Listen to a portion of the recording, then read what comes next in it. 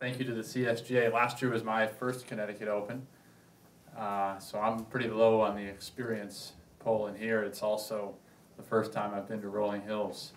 So thank you to Rolling Hills and your staff and members for all that you're going to do and letting us have your golf course.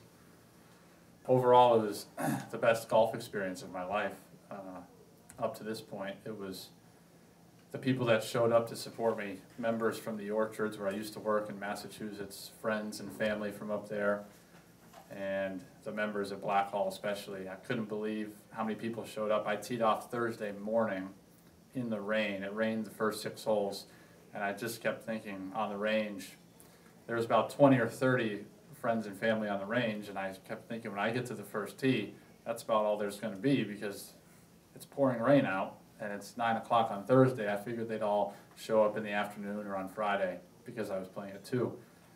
And I got to the first tee and there was hundreds of people there. And when I teed it up, I really honestly wasn't very nervous at all. I played the first 2 holes. I was a little bit nervous, but I made a few pars the first few holes and felt fine. But I'm not a first tee jitters kind of guy because I always say I'm just going to tee it up and make contact, and wherever it goes, I'm off.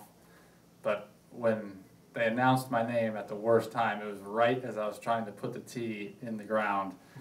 And from when I heard the roar, my hand started shaking, and I barely got it on the tee. So that was the most nervous I've ever been. Luckily, I hit a pretty good drive and a good second shot.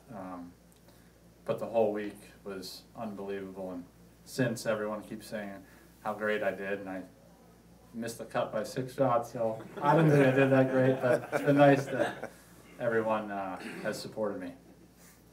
Well, I'm very lucky at Blackhall. I have a house right on the course. That's part of my part of the job, so that's a good and bad part because sometimes members come knocking on my door when I don't want them to, but I've had some of them just come right in the house. But it's really nice that it saves me some time traveling to and from work, so I go home at 6 or 6:30 and take a maintenance cart down there instead of saving gas in my Honda, and I go out. I have my girlfriend will hop in the cart and she reads, and we have 2 dogs, so the dogs get to go on the course and there's no one on the course at night, so we spend a couple hours and I get my practice in because I love golf and I love my job. So when I leave work,